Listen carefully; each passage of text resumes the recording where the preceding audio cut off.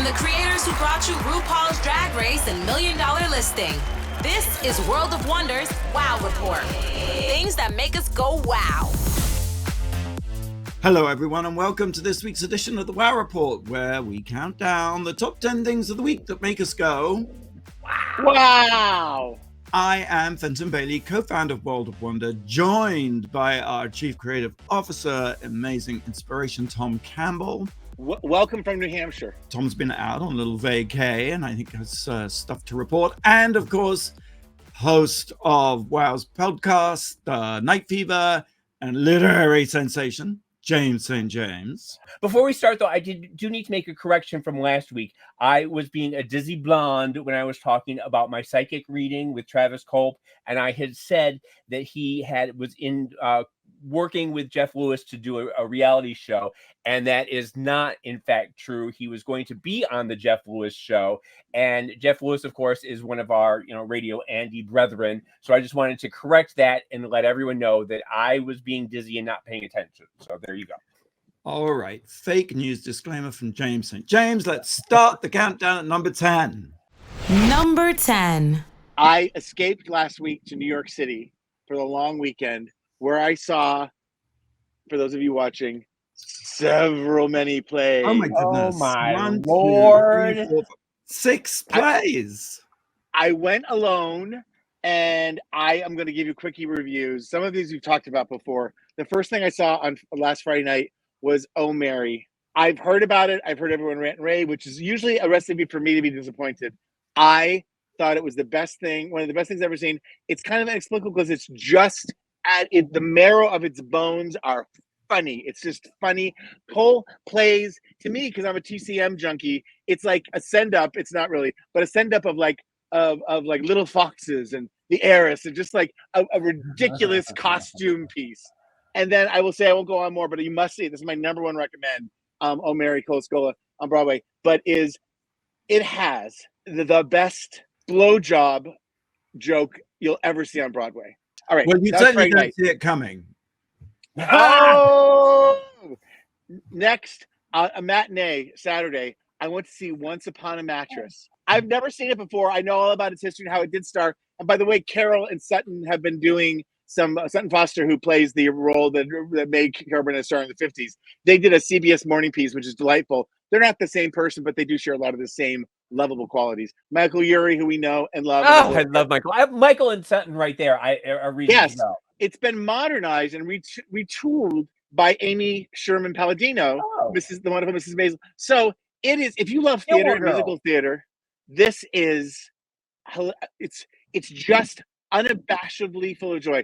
This appeals to the entire family. There is a moment where Michael Urie's hand ends up on her breast, and and I couldn't help but look around at the kids. It's purely funny. It is unabashedly, uncynically funny. From the title alone, I'd have thought that would have had the best blowjob. Well, it's a reimagining by Mary Rogers of Rogers and Hammerstein's daughter of The Princess and the Pea-Tail. It's all about love. Love is the theme. And then, this will be coming to the Amundsen in Los Angeles, December 10th through January 5th with Sutton Foster. Oh, good. And then I know my time's running out. I have many more to discuss, but is The Outsiders. It won the Emmy for Best Musical, and I remember seeing it on the Tonys, and maybe I was just in a bad mood. I was like, it's all right. I've never read the book. I know it's a classic. I know it's a piece of literature I must read. I probably will for the rest of the next week. Pony Boy! Oh! And there was the movie with Matt Dillon and whatever iconic. Thomas Howell and Rob Lowe. This is all about disaffected youth in Tulsa, 1967. The music is beautiful. The breakout star, and there are many, but Brody Grant plays Pony Boy. And that's him there. He's so beautiful. I just listened. I took the bus from Boston back to New Hampshire this morning, and I listened to the entire soundtrack, and I'm weeping on the bus. It's the most beautiful. It's the most beautiful story of true tragedy, losing parents, being the class war, and a family coming together and taking care of itself. But it is a tragedy after tragedy, and yet there is this unstoppable hope.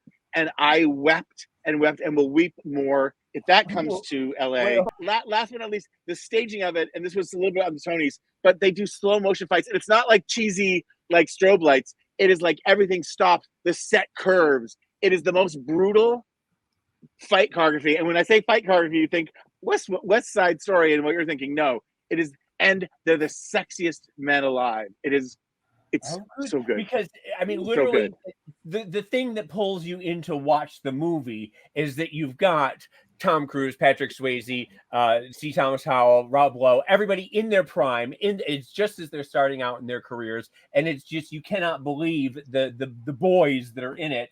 For me, when I was 13. And I'm glad to see that they keep up the tradition. They carried on that tradition. It's the super cool musical of the year. And I was 3 for 3, to be continued. All right. With the countdown. Tom Takes Broadway Part 1. All right, let's move on to number 9. James. Number 9. I watched this movie Jackpot on Prime Video the other day, and it stars Awkwafina and John Cena. 2 people that I don't really care about. I don't have any thoughts either way. I've never watched an Awkwafina movie, I don't think. I've never watched a John Cena movie. I don't care. But anyway, my sister told me to watch it, and I did. And the premise is very goofy. It's set in the year 2030, and California has this huge deficit, and so they come up with the idea of having this huge lottery, the biggest lottery of all time. And the thing is, when you win the lottery, you have 24 hours to claim it. And during that 24 hours, anybody can try and kill you. And it sounds great. Well, I bury the lead. And if they kill you, they get the money. So when it's announced, a drone is overhead, and the drone follows you and gives the coordinates of where you are.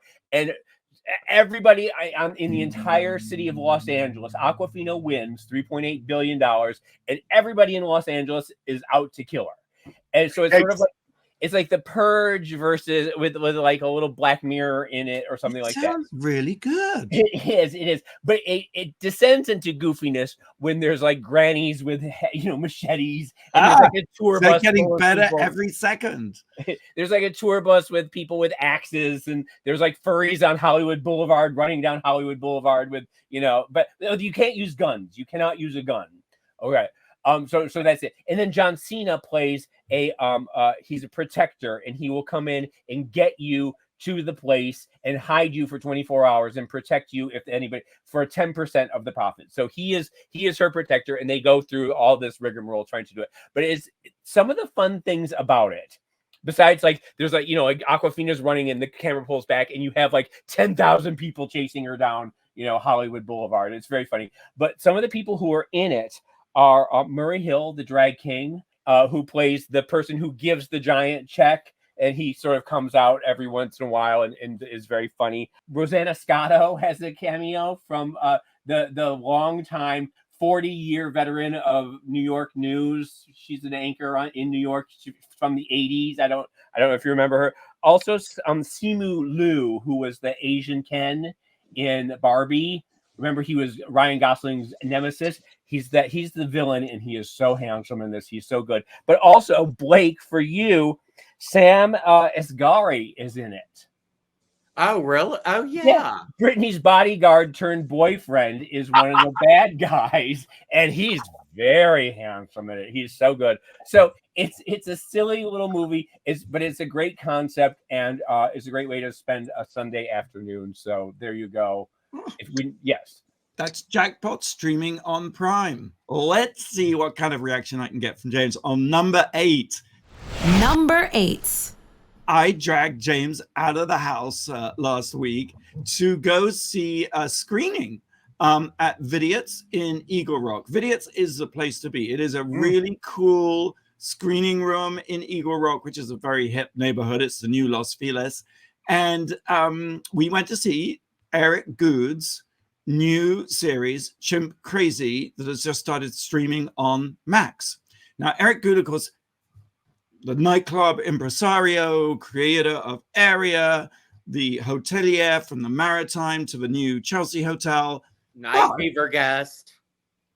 Yeah, Night Fever guest, absolutely. Basquiat art collector. Anyway, so many accomplishments. And in addition, director, perhaps well known to this audience or best known for Tiger King, the Netflix series that came out during the middle of COVID, and everybody watched it and told the crazy story of Joe Exotic and Carol Baskin and all about exotic private animals. If you thought that that was not toppable, he has topped it with Chimp Crazy, which follows a number of characters who love chimps and who keep chimps at home with predictably sinister, icky, like, what are the boundaries here results, because they love, how can you not love a baby chimp? They are perhaps the most adorable thing on earth. And as many, we do have to say that this is in Missouri, where the exotic animal laws are very lax, and also at home to a lot of nuts. I'm just going to say it. I'm sorry to our Missouri listeners out there, but you're all crazy. Well, Tanya Haddix is an amazing character who leaps off the screen, who confesses that she loves. No, she looks like Lady Bunny. She acts like Tammy Faye Baker, and she. At the very beginning, I'm gonna do it right here. I'm just gonna do it right here. And in the very beginning, she talks about how she breastfeeds the baby chimps herself. And from that moment on, you know you are in the hands of a genius, Eric Good. A human child on one breast, the chimp on the other breast, as witnessed. A real baby, and then oh my God, yes. Yes. Although interestingly, she calls them human Z's. That's what the chimp crazy people call them. They call them human Z's. Now, here's the thing about chimps. Cute as they may be when they're young, they grow up with simian rage and can turn incredibly vicious, incredibly clever, and incredibly malevolent. And the result is they often have to get locked up, not with just one combination lock, multiple locks. And of course, that's not good for any living thing to be essentially in a jail cell. So, and once again, there's another little story I want to give, where we meet this gentleman and he starts talking, and you're like, what is wrong with him? What is that with his nose? And his nose was bitten off by one of the chimps that he was taking, and then they had to graft a new nose onto him, and it's just bizarre looking. But he still loves the chimpanzees more than anything. It's crazy. It's an extraordinary story, and the narrative essentially is we go to this place in Missouri. Now, as you can imagine, Eric Good has not endeared himself to people who like to keep exotic animals with Tiger King. So what does he do? He hires a proxy director in the form of a professionally trained clown called Dwayne. And so there's a proxy director directing this. They go in at the same time as Peter is trying to get these chimps taken from this compound and released into a more suitable environment for them. And an island in Florida, I believe, that they were going to put all the chimps in, which is both good and bad, because the chimps don't know any other life, and will they acclimate, and it becomes that whole thing. But there's another twist, which is that one of the chimps is a famous chimp called Tonka. And Tonka was in a number of movies like Babe, Pig in the City, and Buddy, featuring a very young Alan Cumming. And Alan Cumming is all over this. He talks about his relationship with Tonka in very moving ways. And so you have this, on the one hand, Peter is trying to get a hold of these chimps. On the other hand, Tanya Haddix and the female chimp lovers are trying to hold on to the chimps. And James, agree or disagree, but I found myself emotionally completely torn. I could see and feel for both sides in this equation. And as funny as it is, it's also profoundly heartbreaking in a way that is so hard to feel. Normally, I think in a documentary series, you have an idea of who's good, who's bad. You kind of know.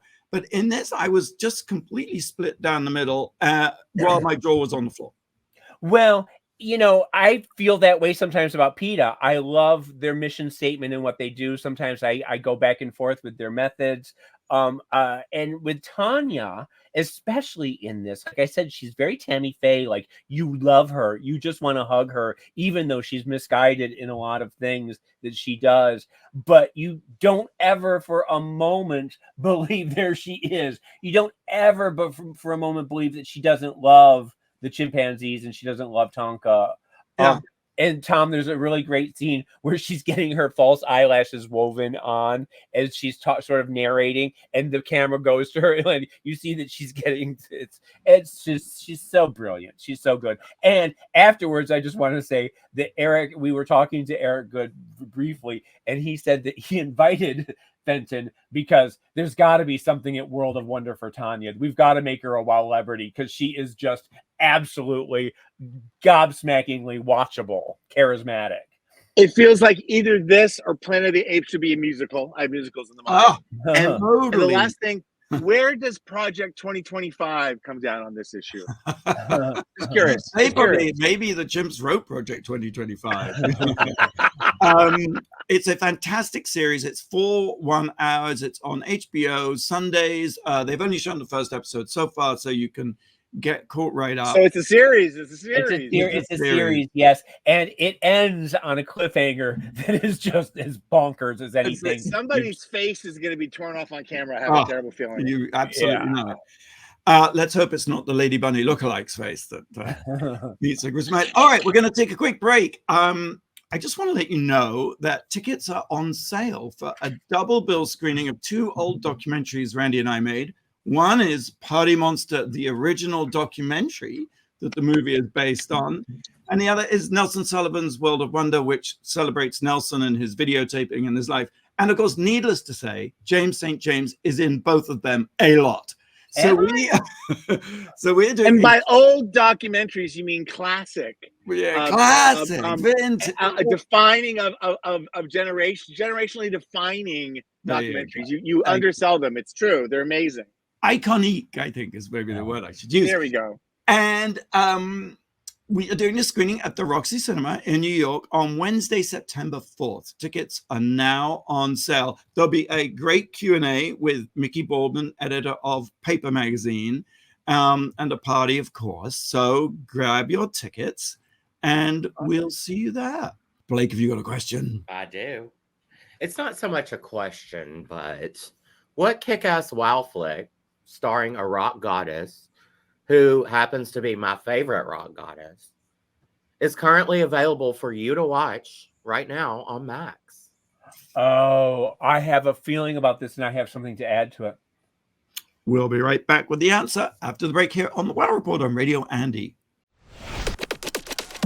You're listening to World of Wonders Wow Report. Things that make us go wow. Welcome back to the Wow Report. I'm Fenton here with Tom and James and, of course, Blake. And I asked, what kick-ass wow flick starring a rock goddess is currently available for you to stream on Max right now? James, you seem to know. Well, it's got to be the Menendez movie that you did. Yeah. What? Yeah. And unfortunately, it has become a subject. Nobody ever needs to watch it because Ryan Murphy is premiering Monsters on Netflix, starring Nicholas Chavez, who is on General Hospital, and it's the Menendez brothers, and they are so beautiful, and it looks like it's so amazing. So I'm sorry, World of Wonder, but for people listening, the movie we're talking about is. Yes, thank you. Menendez Blood Brothers, James. Exactly.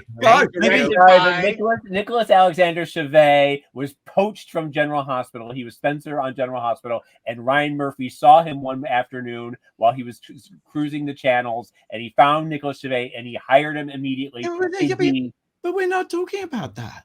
Yeah. We're talking about Menendez Blood Brothers. Yes. Welcome back to another episode of Tangents, starring James St. James. I know. It's like tangents, like, oh gosh, Ryan Murphy, Lady Bunny, Ryan Murphy, Lady Bunny. Oh my God. Okay, I'll stop. I'll just shut up, please. Fenton and Randy directed the Menendez Blood Brothers show, and it stars as Mother Menendez, Courtney Love. That's all we need to know. You can edit this all down to like 4 seconds. But apparently no one's going to watch it because Ryan Murphy's doing an enormous series. Menendez Brothers that is just going, and I'll be talking about it next month ad nauseum, ad infinitum. I cannot wait. In fact, that when we do the Q&A for Party Monster, the original documentary, that's all you will talk about. I know it. All right. My favorite thing about Courtney Love is that she calls James Jimmy St. Jimmy. That's all. She does. Yes. Jimmy. And I always try like That Cordy review. St. Cordy or Lovey St. Lovey or something, but I haven't landed on it yet.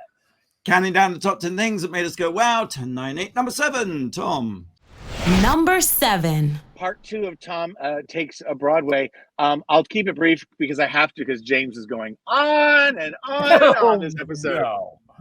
The next thing I saw, a guilty pleasure in every form, The Notebook, the musical. Now, I read The Notebook paperback on an airplane 2 decades ago, and I cried so hard on the plane. Ugly crying. People, I was like turbulence. It scared everyone on the plane, and myself included, because I've been bottled up. The musical, they did colorblind casting, and it's about an older couple. There's a movie with James Garner and Jenna Rollins, bless her heart, who play the older couple, and she has Alzheimer's, and he's reading the story of their life to them, trying to bring her back.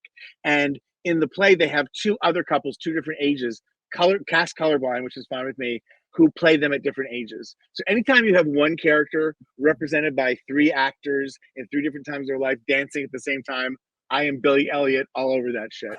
And once again, at the end, I tried to hold it together. At the end, I was crying so hard, I felt compelled to cover my face because I was just like, Can I ask, on a plane, when you're sobbing hysterically, do people try to comfort you? Does the light go on? Someone comes over and is like, do we need, The crying happened in the book 2 decades ago, but when I was actually in the theater, I also cried. I had to cover my face. In either case, people just kind of ignore you. They kind of look, they recognize it, and look the other way. But they figure out how to tough life. Yes. I wonder if perhaps you were a little sadder watching it because Jenna had just passed away, or had she passed away when you watched it? She had passed away. It's just beautifully told, and it has scenes. I just visited my Aunt Hazel, who is still with us and still has memory, but is 98 and frail, and that added to it. And my parents died way too young; they didn't reach the stage at all. So I don't know why. I don't know if it hit a personal vein. It's just, it pierced like a primal vein of emotion. I just wept and wept and wept. So then, again, people have been harsh. It's been good. The Great Gatsby. Oh, which I've read. Ooh. I never remember The Great Gatsby being great, but I need to read it again. But I don't like. Sorry. Okay, we don't get it. But the reason I went to see this, I'm glad I did, is Jeremy Jordan. Do you know Jeremy Jordan? Yeah, certainly. Yeah. He's the voice of a fucking angel, and he is Gatsby. And I've tried so hard over the years. He was on Smash season 2. There's all kinds of videos of him online, and I keep trying to see him live, and I'm always out of the country. So I was like, I'm in. I see it. This is a short. It's worth seeing. The audience loved it. And what are the songs like 20s-y, or is it more Baz Luhrmann-y? Or is it just straight up Broadway? It's a little more straight up Broadway. It's influenced by the period, but it's big booming opera. Just that the vocal ease that can only be accomplished by the most talented of singers. And Jeremy is one. Who is Daisy? I forget her name. She's very popular and people love her. She was not there the night I saw her. Whoever subbed for her was excellent as well. Okay, here's my one. I wish I hadn't seen it. I'm sorry. It's Stereophonic, which won Play of the Year, the Tony for Play of the Year, and it's basically a fictionalization of Fleetwood Mac recording Rumors. It's about the distillation of 2 relationships while this group, literally while they're in the control booth, are becoming, their album goes to number 1 and they become a sensation. We just have that 8 Max show, that Max series. There's a documentary, right? Yeah. Oh, yes. Daisy and the Fix or whatever. There's the documentary and there's Daisy and the Fix. And this is the Broadway version. It's all set in one setting, which is the control booth and then the recording booth on 2 stages. They are characters. There are 2 recording guys are stated. The engineers are characters. And this is the part, it's 3 hours long. When I read 3 hours, I immediately get irritable bowel syndrome. I'm so nervous. I'm like, I have to sit with my everything inside of me for how long? And I'm in New York. I pee every 10 minutes anyway. I could not do that. they say it's like all the yay A+ reviews, or it's like the Robert Altman as a play. It's like I don't need to see something cut in real time. I don't need to see them getting the drum beat for 15 minutes. My takeaway from the story was Lindsay Buckingham was just awful. Is that the same lead takeaway from this? Yes, and I mean it is a complex. It's sort of like Who's Afraid of Virginia Woolf, because everybody, they're sort of falling apart in these conversations. It's just so long, and there are it does lead to songs eventually. Songs aren't good enough, and they take too long to get there. And I'm sorry, I left the intermission not out of like I can't stand this, but I was just like I might need to go to the bathroom in the next hour. I have to do it in the privacy of my hotel room. Last but not least, and we'll talk more about it when it comes. I flew from New York to Boston last night just to see The Queen of Versailles, one of your favorite documentaries in the last decade, and it is the newest Stephen Schwartz musical. He did The Wicked, Pippin. He's amazing. Lots of Disney stuff, and it stars.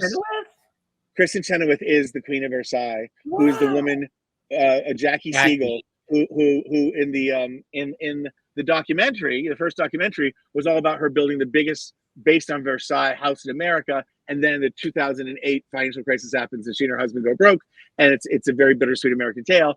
Since then, and I haven't seen anything since then. We even met with Jackie around that time. Is that she? They got money back. They've rebuilt it. But in the meantime, I guess it's a spoiler, but it's known as a series. One of her children, she has 8 children, committed suicide. Mm-hmm. So what I didn't realize, and this is more me, and they're still fine tuning it. Music's pretty amazing. Kristen Chenoweth is one of the another American treasure, beyond like Ethel Merman level of like what she's contributed to the stage and her voice and her persona. This is Sunset Boulevard. This is a tragedy. This ends with like it's like the American dream gone very wrong. F. Murray Abraham plays her husband. It's not until the end do you realize. I realize because the end it's finally done.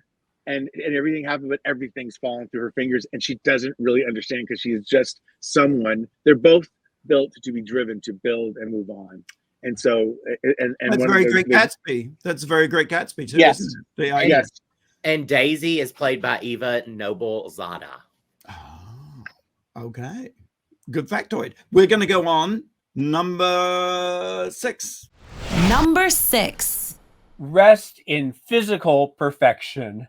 Alain Delon, which is all you can really say about Alain Delon. He was, of course, one of the biggest global superstars of the 60s and 70s, and probably, without doubt, I'm changing my mind, without doubt, the handsomest man on the planet in the 1960s and 70s. There was nobody cooler than Alain Delon, yes?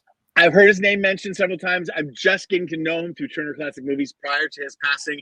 And I just want to back you up. He is the most mesmerizing, beautiful. Was it New Wave or New Age? Yeah, the Nouvelle Vague, in France. Not only was he just mesmerizing on screen, I mean, you cannot stop looking at him, but he was legitimately a very talented actor, and he worked with the greats. He worked with Visconti, he worked with Godard, he worked with Antonioni, he worked with Louis Malle. He was doing great movies. He did Rocco and His Brothers, he did The Leopard, he did the first Talented Mr. Ripley, which was Purple Noon. He was Tom Ripley in the very first, which you have to see if you've never seen it. He was in Les Clis with Monica Vitti. Is there a catch? Well, yes. The fact of the matter is that he was one of the biggest assholes on the planet as well, and his personal life does not stand to scrutiny. And he was just a horrible man. He in later life he became sort of a fascist right winger in France. He's virulently homophobic, even though in the 70s he was a proud bisexual. He had a very long relationship with Nico, the Warhol superstar. He got her pregnant, and then when she had her son, he refused. He disavowed the son and never acknowledged him, and that led to Nico having a breakdown. She would give the baby heroin. The baby grew up to be addicted to heroin, on heroin his entire life. He and Nico, when he was a child, they would shoot each other up. Shoot mommy up. It was terrible. I mean, it was just awful. He never once acknowledged it, even though the boy was, after Nico dumped him, he had to go live with Alain Delon's grandmother. It's a whole thing, blah, blah, blah, blah, blah. The other thing is, when you talk about him being homophobic, he had this affair with the French president, Georges Pompidou. And his secretary / bodyguard found them in bed together. And a week later, the bodyguard ended up murdered and dumped in a dumpster, and everyone said that it was Alain Delon. Of course, he skated because he had been having sex with the president and all sorts of other cabinet members. Blah blah blah.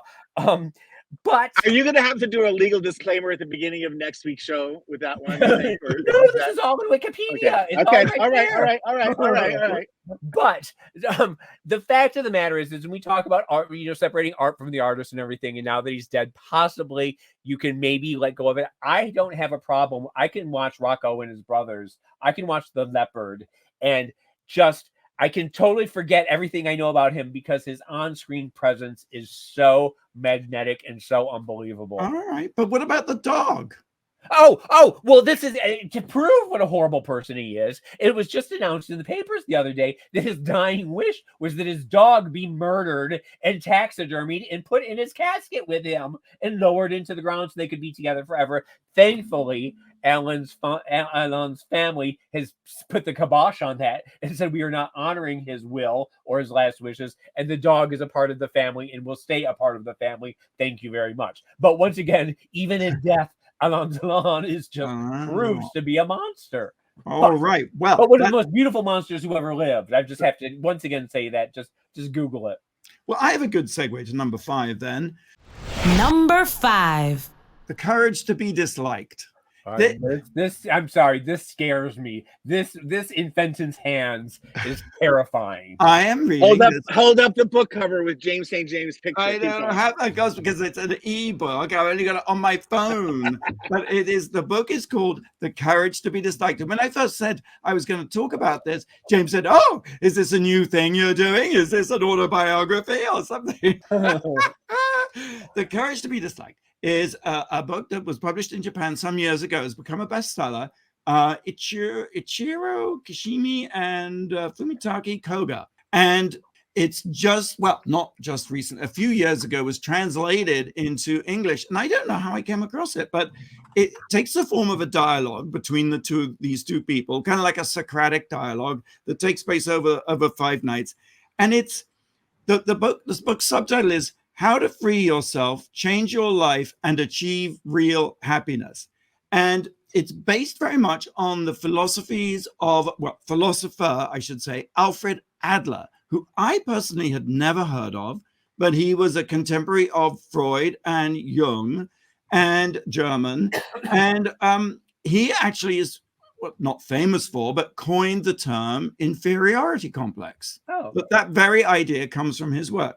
And essentially, and this is the sort of hot button issue, he basically says trauma does not exist and that the past does not determine our future.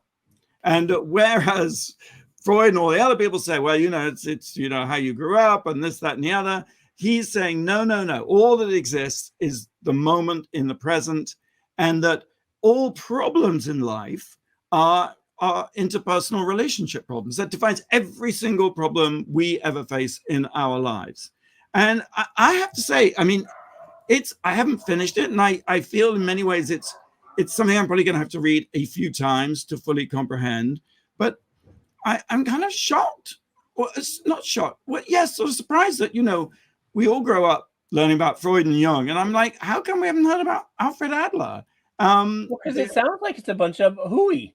Because to say that we are not because of who we are because of our past and our the trauma and the good things and the bad things that have happened to us seems a little weird. But also, where does the courage to be disliked come in? Well, the courage to be disliked is the fact that when you simply do not care too much what other people, Ruth sometimes like to say, what other people think of me is none of my business. That is also an idea that's very present here. The idea that to recognize that what the past did to you is one thing, but the real kicker is what you choose to make of it is the thing that really, because not everyone who's abused by their parents ends up in the same state, right? Of course not. I think extreme points of view, extreme philosophies gather our attention. and let us really go off on a tangent and go, oh, what if it was about my id or my ego or my super, but the truth is it's somewhere in the middle, and it's how we all adapt, and we are a product. And I do think people can dwell. I almost too much, which I think is why I cry so deeply in the theater. I don't want to think I have any damage. I don't want to think I have any trauma. Of course I do. No, but you know what I'm saying? No, but don't. I know. I'm being serious for a second. But I want to believe like, oh, I'm tougher than that, or I've gotten beyond that. And there still is residual, but there's some place in between. It's like I'm not defined, but I don't live in the past. I think it's about living in the present and learning from your past. That's the psychopathy comes in when it's like, I don't need to worry about what I did or how I hurt James. I'm just moving forward. It's like, no, learn how to get along with people. Yes. And funnily enough, I don't believe that this is a sort of Nietzschean kind of point of view of like, the idea is that actually, funnily enough, he sort of says, in the same way that it's wrong, not wrong, but like seeking praise and seeking validation may be understandable, but it is slightly misleading. And that his idea is that the fundamentally, we are all equals, truly equals. And so neither to rebuke people nor to praise them, because therein lies the beginning of creating a hierarchy of people. And that essentially if we really saw each other as equals, it's obviously a read in progress. Sort of lead to like the Eloi and the Morlocks or something. I mean, like, aren't you? I don't think it is that sort of Atlas Shrugged type thing. I think the impression I get is trying to sort of say that your past is not like a prison or a straitjacket that is deterministic. That we do sometimes use things that happen to us as an excuse, because it's like, when we talk about behaviors and bad habits, why do we repeat them? Because they give us some kind of payoff. And it's really, I think it's really fascinating. And maybe I'll talk about it again more coherently. Well, I hope after you finish reading it, you change and become a better person, Cotton. That's all I have. Yeah, well, let's hope for us all if I do, but I have a feeling that he's just going to be like, I don't care what any of you think about me. Exactly. I'm doing number 8 too. And 7. And 6. I'll tell you what we are going to do. We're going to take a break, and I would just very quickly tell you what's on Wow Presents Plus. Well, tonight, Global All-Stars, of course. And also tonight, Canada versus the World. Thursdays, Drag Race Mexico. Wednesdays, Drag Race Philippines. Oh, and let's not forget Avalon TV Season 2. There is so much to watch on wowpresentsplus.com. Head over there. Blake? What Wow Celebrity recently confirmed he had his butt enhanced, saying he had fat sucked out during liposuction and had them injected into his ass. He also revealed he had 3 nose jobs, starting with one to fix a deviated septum when he was 50. When he was 60. We all us little meth heads say. James, will you stand up and turn around as we go to commercial break, please? We'll reveal all after the break here on the Wow Report on Radio Andy. You're listening to World of Wonders Wow Report. Things that make us go wow. Welcome back to the Wow Report. It's Fenton here with Tom and James and Blake. We're counting down the top 10 things of the week that made us go wow. But first, Blake, you had a question. I did. What Wow Celebrity recently confirmed he had his butt enhanced, saying he had fat sucked out during lipo and had them injected into his ass. He also revealed he had 3 nose jobs starting at 16 to fix a deviated septum. Is it a drag queen? No. I have a feeling it's you, Blake, and you're just trying to brag about me. I wish. Or it's probably, I'm going to say Carson Kressley. Nope. No. Jeffrey Bauer Chapman? Boyer Nope. Chapman? No. No. Fenton? Lady Bunny? Nope. Tom? No guess? Ryan Murphy? No. Nope. It's Josh Flagg from $1 Million Listing. Oh, well, that's for him. He told Heather McDonald on her Juicy Scoop podcast recently. Why, that's funny. Right, looks gorgeous. Yep. Number 4 as we carry on the countdown. Number 4. I have 2 somewhat connected rest imperfections. And they're both from daytime television. They were superstars of their time, and they left us this past week. And the first is Phil Donahue, who brought a level of intelligence, changed the format of talk, made it more of an interactive thing. Caller, are you there? He was adorable, so cute to look at. I always felt like, because when I worked on The View way back when, I was like, there really hadn't been, for a long time anyway, there hadn't been a girlfriend show. Like when women get together, they talk differently than when men are around. And Kathy Lee and Regis at the time, that's what husbands and wives sort of talk about. And Phil Donahue was like the sexy college professor you were having an affair with in the afternoon. And he, Oprah, so many people come out to praise him, and rightfully so. No one has a negative thing to say about him. And Oprah said that she was so glad that she got to thank him for her career, for changing the tone of television and allowing it Oprah to be, which I think was a really true and generous thing for Oprah to say. And of course, the love of his life, they met, quote unquote, late in life. Marlo Thomas, that girl, who, if you're of a certain generation, Marlo Thomas is that girl, the most desirable, feminist, smart, single lady. She was on his show when she was 40, I think. And there's film of them falling in love during the interview. And the very ending is her just saying, I said during the break, I just want to say again, you could like practically like being like holding each other's hands. She goes, you are such a lovely man. Like off camera and on camera, whatever woman into your life is a very lucky woman. And of course, they would be together to the very end. I follow Marlo Thomas on social media because that's the kind of person I am. Sure, yeah. And she spoke to, and she just said, I'm taking time off from social media. I've just been crying for the past week for everything.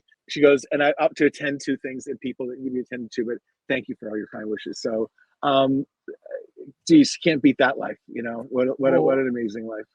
I do just want to jump in very quickly because you said that nobody has anything bad to say about Phil. Oh. I want to say that when the club kids were on Phil Donahue, I posted about this on Instagram. Yes. That it was that he did not come backstage afterwards in the green room to thank us for being on the show and to talk to us. And he was so irritated by the club kids. He hated us so much that he refused. And the producer said it was the first time in 27 years that he had not gone backstage to talk to the guests because that's how much Michael annoyed him.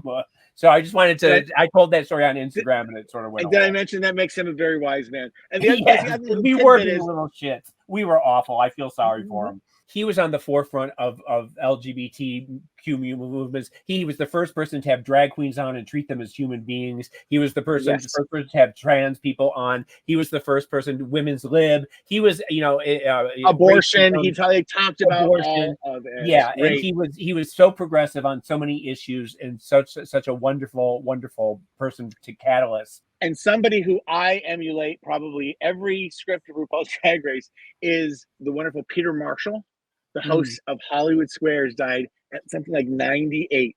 And I follow him on Facebook. That's the kind of crazy person I am.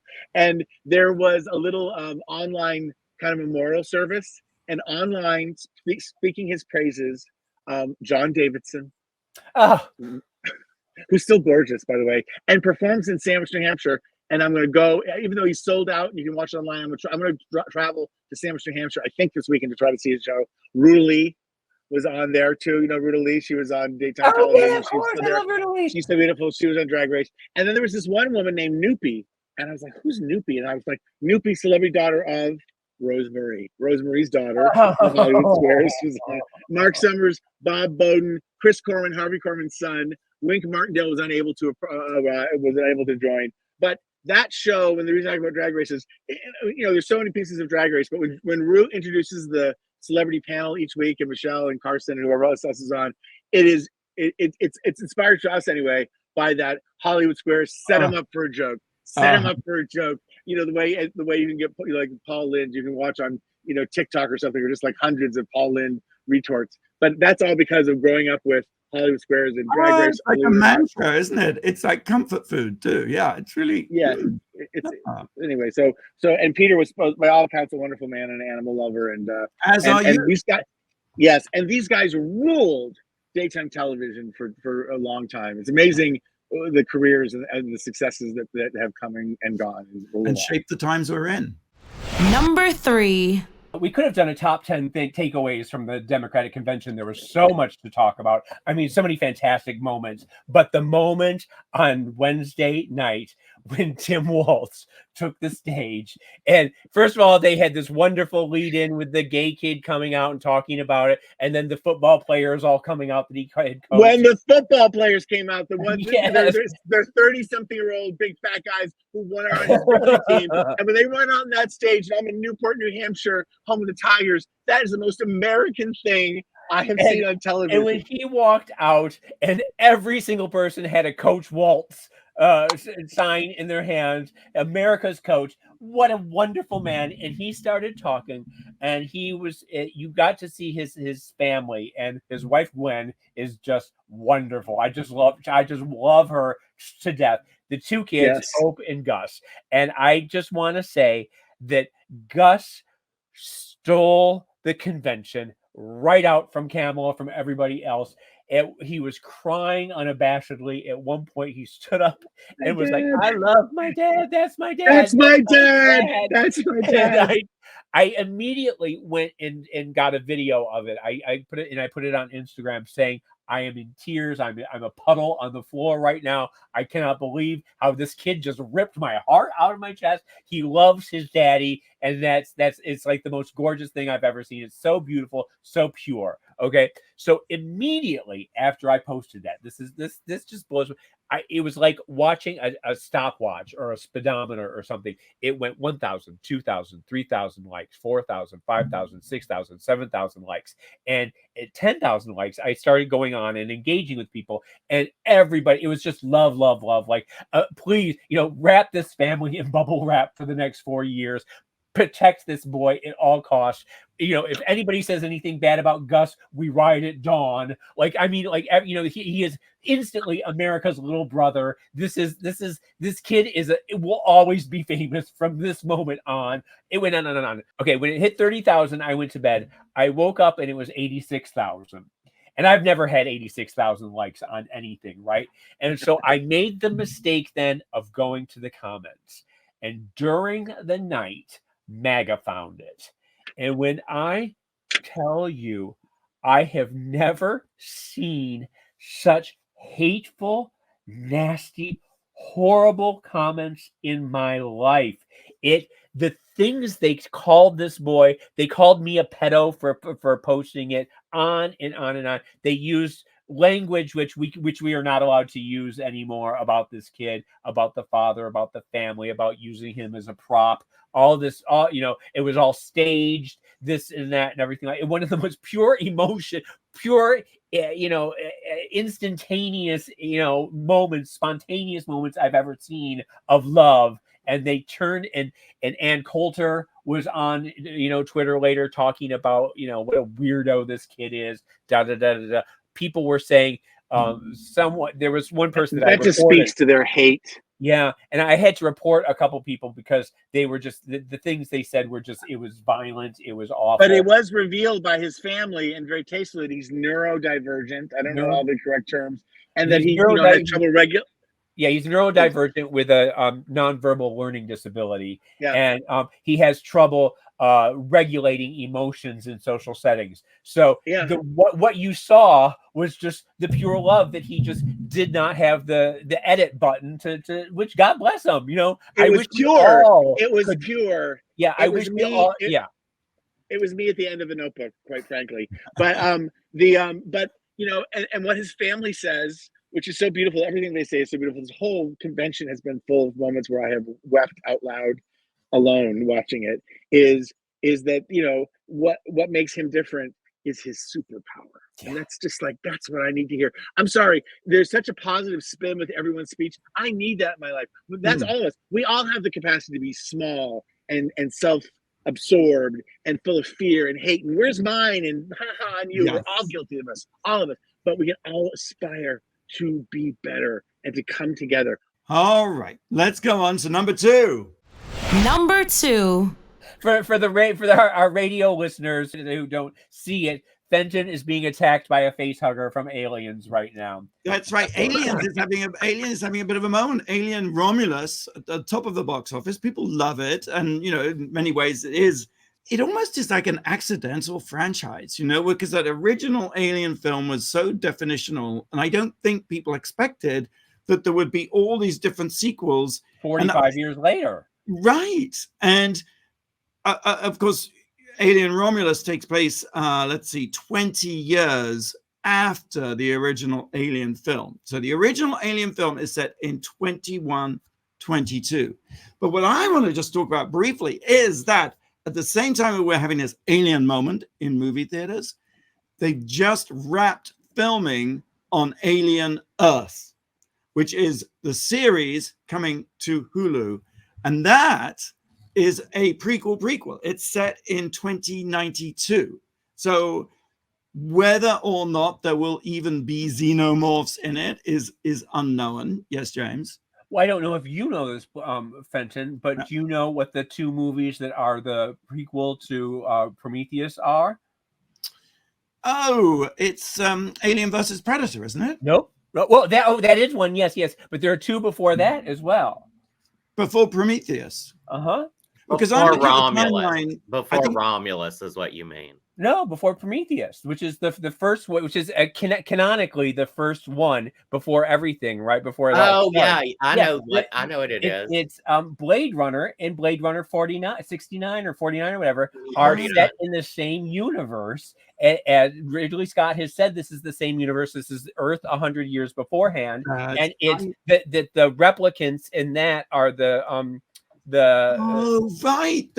progenitors of Ash and oh my goodness, you have just blown my tiny brain. I'm so glad we just talked about this because I do love this franchise. However bizarrely it has evolved, and it does speak to a sort of MCU type love that epic kind of canvas. Or Star Wars, yeah. Well, interestingly though, Blake just watched Alien for the first time, I think, right? I just watched the entire franchise. Ooh. I watched I haven't seen Alien versus Predator, the second one, and I haven't gone back and watched Prometheus and the second Prometheus sequel, but I watched Aliens, Alien 3, Alien Resurrection, and then Alien versus Predator, the first one.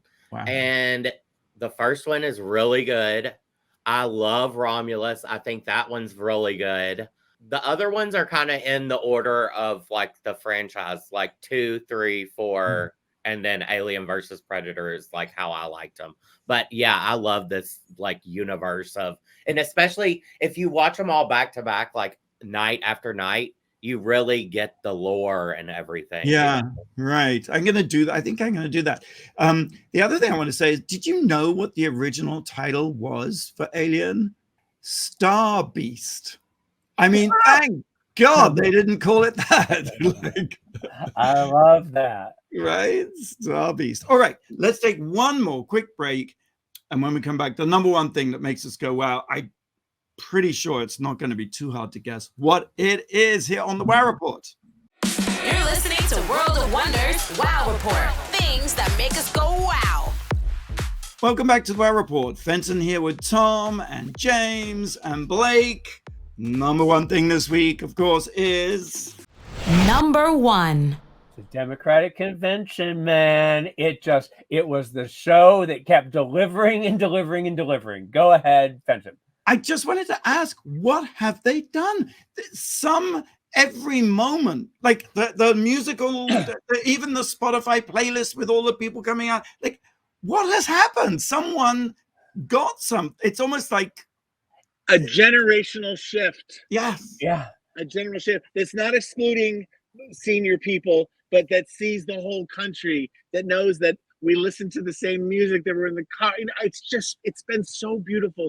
I was in the car with my sister trying to catch up on it. We hadn't seen each other during the convention. It's impossible to do because there's so many moments and so many quotes and such inspirational stuff. Yeah. My favorite moment, I loved Hillary Clinton in that. I loved her hair. I loved the Sally Hershberger took credit for that online. Yes, by the way. Sally Hershberger. Then that 90s hairdo she brought back. I loved Kamala in the tan suit. That to me was like God bless her.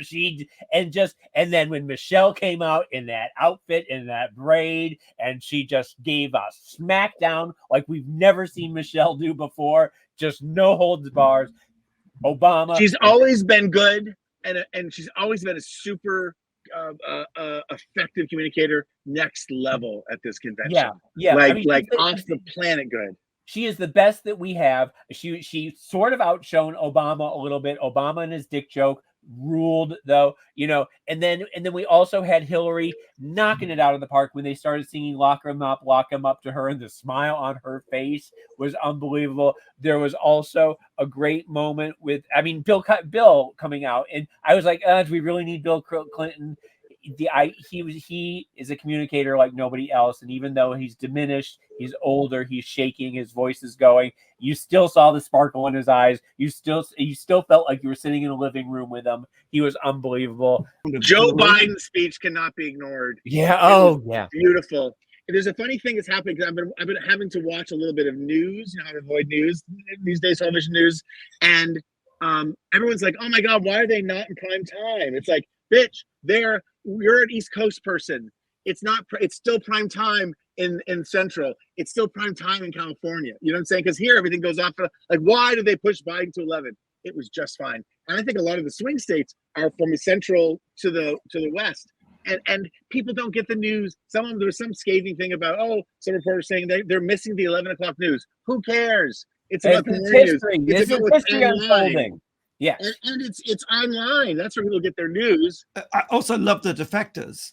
Stephanie Grisham. That was a powerful moment. Yes, Stephanie Grisham. And then there was the hot ex-lieutenant governor of Georgia who came out last night, and he had that great line saying, if you're a Republican and you vote for Kamala Harris, you aren't a Democrat, you're a patriot. And everyone just went bananas. He was very handsome, and it unlocked a new fetish of mine for angry former Republicans. And I mentioned this the last segment, and I shouldn't have, but I have not seen everybody. I'm still catching up. But Oprah's speech was spectacular. Yeah. Oprah was really good. I do also want to say that Pete Buttigieg knocked it out of the park. You mentioned one person, and then I realized yes. Yeah, and you know, and just President Pete. I mean, he's going to be president someday. The man is such an effective. We talk about effective communicators. He's the best we got. He's in the pipeline. He's ready to go, and he's just spectacular. AOC was amazing too. I mean, you realize it is a stellar lineup of outstandingly talented communicators, compassionate. I mean, it's almost senior players, and the Nancy Pelosi's and the Joe Bidens and the Bill Clintons, but also the others. And AOC's, by the way, her speech was spectacular, and be wary of her. AOC was spectacular, but I also got to say that governor of Maryland, who we had recently seen when the bridge collapsed, he came out, and he's another charismatic young guy who is going to go all the way. He is. I mean, handsome as hell. I got to say it, but just, I mean, a firecracker. We feel like a unified party, and that's so important. And what a difference! Politics is so amazing. And let's hold it together, and let's do something. When they go low, we win. It feels like a cinematic universe, and I love that this pageant of amazing people topped off with this Law and Order commercial that they played, because I personally have been wanting people just to speak the truth about the other side and what's going on, and it nailed it. Boom, boom, boom, boom, boom. Convicted felon, liar. You know, it's like time to speak the truth out loud, and it was just amazing, I thought. And the Beyonce commercial, Freedom. I mean, that is that should win an Academy Award. That's amazing. Full disclosure, we're recording this before the final night. The final night is tonight. So something might happen tonight that we don't know about, and everything can change. And I'm not trying to be foolhardy. No, but I have a feeling that there's going to be more spectacular, more fantastic, more better speeches. What was the thrill of the morning television shows, which I don't like anymore, was just their reporting on the convention, which is like this happy, truly unified, incredible, high frequency message, and then cut to Trump pulling back, seeing that he's speaking behind bulletproof glass, God bless him, and that his energy is here, and he's saying, well, you know, the contrast now is so sharp. So I can't. And people, if your kid has disabilities, when that football team came on, I'm telling you, there's so many American moments that speak to. And I'm in my hometown of 6,000 people where I grew up, a small town like Jim Walz, I relate to that, and it's just like, ugh. It's just they the repealed fact that the Democrats have reclaimed patriotism, they've reclaimed Yes. football, they've reclaimed family, that they have reclaimed everything that the MAGA people thought they stood for. And by the way, if you don't like what James St. James is doing, abide by the golden rule and mind your own damn business. I love that. I love that. Okay. Thank you, Tom. Thank you, James. Thank you, Blake. What a lovely note to end on. Joy is the word. So, same time, same place next week. Until then, go out and do something that makes the world go wow. Wow. Wow. You got your dream. What is that? I'm a cat lady.